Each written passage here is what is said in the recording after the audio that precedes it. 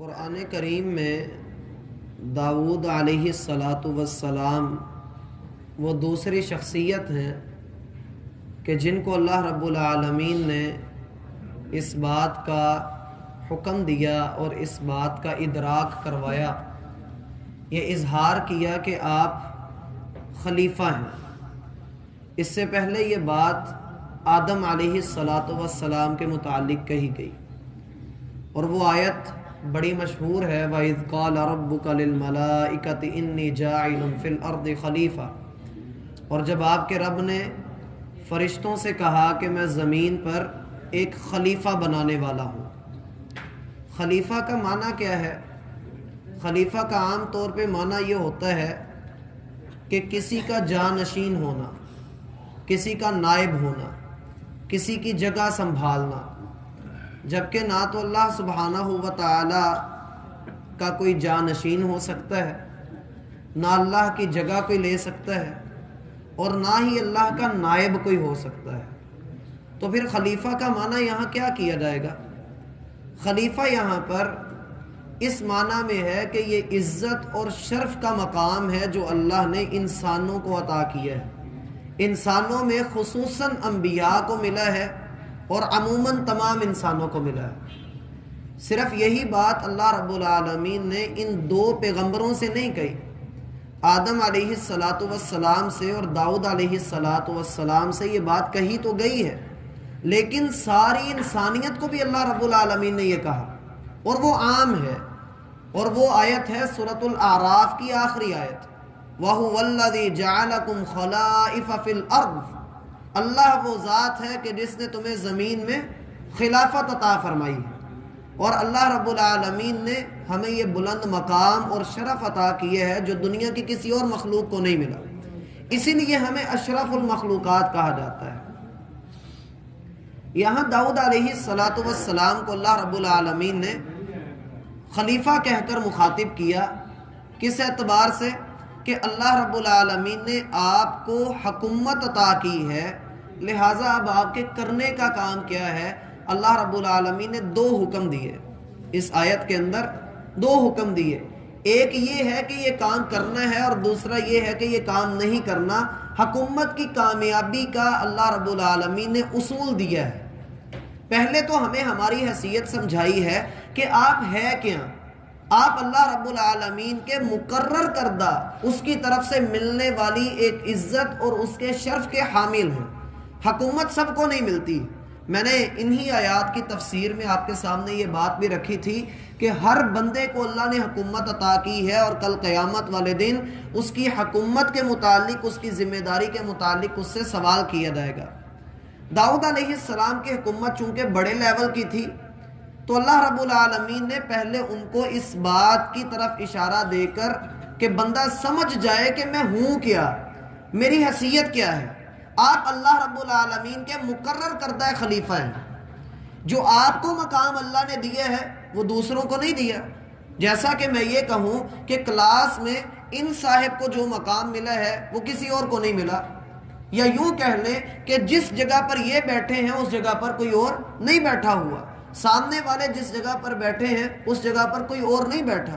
جو اپنی جگہ پر موجود ہے وہ اس جگہ پر بیٹھنے کے متعلق سوال کیا جائے گا۔ اللہ اس سے پوچھیں گے کہ تجھے ہم نے یہ مسند دی تھی، یہ کرسی ہم نے تجھے عطا کی تھی، ایک ذمہ داری تجھے دی تھی، تو بتا تو نے کتنی ادا کی؟ یہ معنی ہوتا ہے۔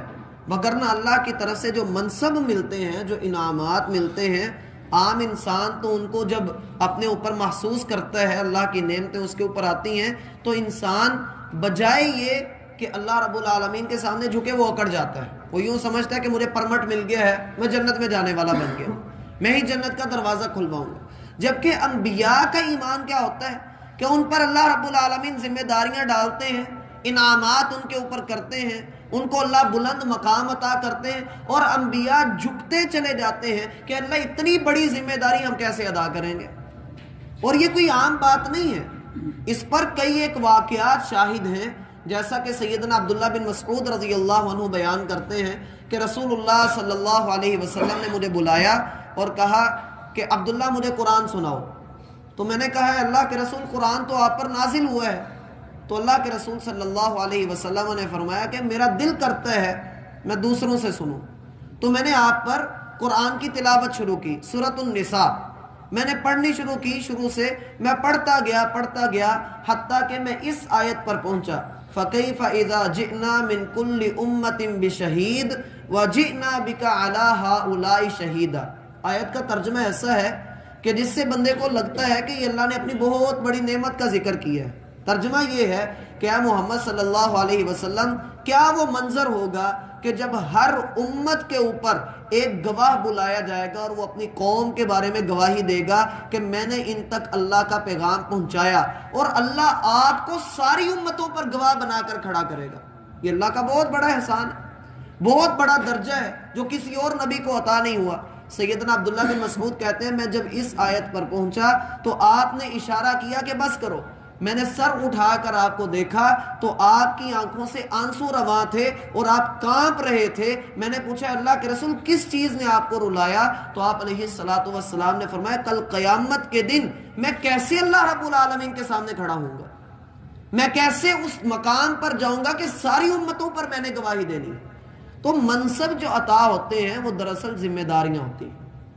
میں نے یہ بھی عرض کیا تھا آپ کے آگے کہ مرد اپنی مردانگی کے میں آ کر عورتوں پر ظلم کرتا ہے، یہ کہتا ہے کہ اللہ نے مجھے اونچا درجہ دیا ہے، حالانکہ اسے سمجھنا چاہیے کہ اگر مجھے اونچا درجہ ملا ہے تو میری ذمہ داری بھی بڑی زیادہ ہے۔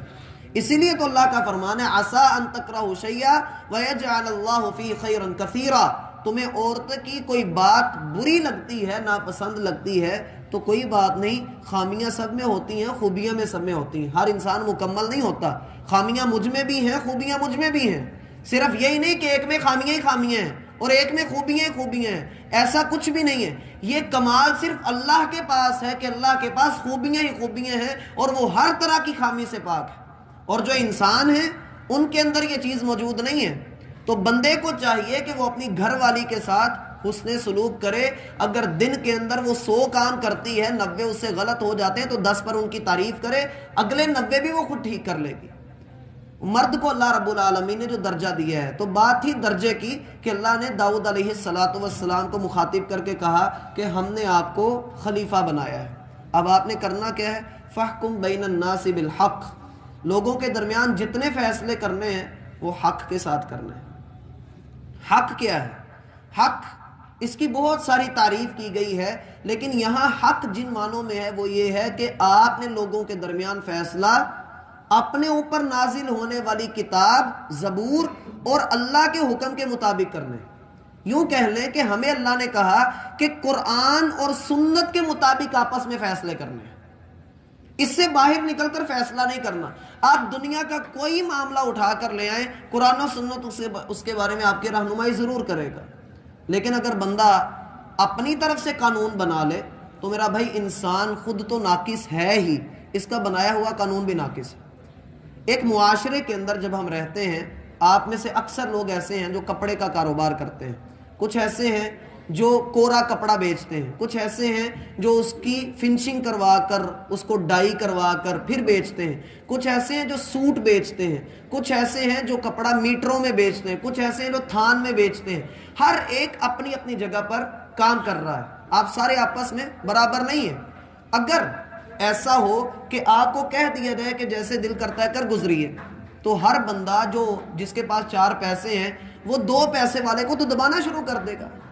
زمین پر اس کا مطلب یہ ہے کہ امن قائم کرنے کے لیے اور ظلم و ستم کو روکنے کے لیے ایک خلیفہ ہونا چاہیے، ایک حکمران ہونا چاہیے۔ اس کو دوسری مثال سے یوں سمجھ لیں کہ ایک چور ہے، اس کو چوری نظر کو اچھی لگ گئی ہے، وہ کہتا ہے چوری کرنا کوئی مشکل کام نہیں ہے، اس میں میں محنت ہی تو کرتا ہوں، میں لوگوں کے گھروں کی دیواریں پھلانگ کر پھر اندر جا کر بڑی مشکل سے تالے کھولتا ہوں، پھر محنت کر کے وہ مال لے کر آتا ہوں۔ اب چور کی منطق اپنی جگہ پر ٹھیک ہے، اس کی لاجک میں جو بات آ گئی وہ تو کر رہا ہے، لیکن دوسری طرف وہ دوسرے پر ظلم کر رہا ہے۔ اب اس چور کو کیسے سمجھایا جائے کہ تو نے یہ کام کرنا ہے؟ ایک معاشرے کے اندر 20 آدمی رہتے ہیں، ان میں سے 5 چور ہیں، وہ باقی 15 کا جینا حرام کر دیں گے، لیکن وہ یہ کہتے ہیں کہ ہم بالکل ٹھیک کر رہے ہیں، اور باقی 15 جو رہ گئے ان میں سے 5 ایسے ہیں جو زانی ہیں، وہ دوسروں کی عزتوں کے اوپر ہاتھ ڈالتے ہیں، 5 ایسے ہیں جو اللہ والے، اور 5 ایسے ہیں جو ڈاکے ڈالتے ہیں۔ کیسے بچا جائے گا؟ ہر ایک اپنی دوڑ کے اندر لگا ہوا ہے، کوئی کسی کے ظلم سے محفوظ نہیں رہ سکے گا۔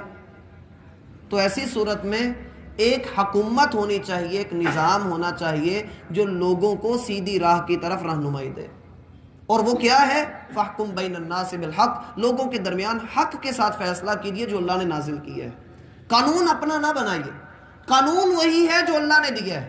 انسان کا بنایا ہوا قانون ہمیشہ انسانیت کو ظلم کی طرف لے کر جاتا ہے، اور اللہ کا بنایا ہوا قانون ہمیشہ انسانیت کو امن دیتا ہے۔ بظاہر اس کی سزائیں سخت نظر آتی ہیں کہ جی اگر کسی نے زنا کیا پتھر مار مار کے مار دیا جائے گا، قتل کرے گا بدلے میں قتل کر دیا جائے گا، چوری کرے گا ہاتھ کاٹ دیا جائے گا۔ کتنے لوگوں کے کٹیں گے؟ آپ سر عام ایک بندے کا ہاتھ کاٹ دیں، 100 بندوں کو اسی سے عبرت حاصل ہو جائے گی۔ اللہ کا جو قانون ہے وہ سب سے اعلیٰ ہے۔ وَلَا تَتَّبِعِ الْهَوَىٰ، خواہشات کی پیروی نہیں کرنی۔ اس پر ہم انشاءاللہ کل تفصیلی بات کریں گے کہ صحابہ کرام نے، خلفائے راشدین نے کس طرح سے اس چیز کو اپنے اوپر لاگو کیا۔ لیکن جو بات یہاں سمجھانا چاہ رہا ہوں وہ داؤد علیہ السلام کے حوالے سے ہے کہ اللہ نے یہاں دیکھو داؤد کو منع کیا ہے کہ خواہشات کی پیروی نہیں کرنی۔ اس کا مطلب ہے ان سے غلطی ہوئی تھی۔ لوگ یہاں سے بھی دلیل نکالتے ہیں، اللہ کے بندوں غلطی نکالنی کیوں؟ اس کا مطلب تو یہ ہے کہ نبی کے پیچھے ہاتھ دھو کے پڑ گئے کہ اس کی غلطی نکال لیں۔ کہہ رہے ہیں کہ دیکھو اللہ خود ہی تو منع کر رہا ہے کہ داؤد خواہشات نفس کی پیروی نہ کرنا۔ اس کا مطلب یہ ہے کہ ان سے پہلے غلطی ہو گئی تھی، اس کا مطلب یہ ہے کہ ان سے پہلے غلطی ہو گئی تھی، وہ یہ دلیل دیتے ہیں۔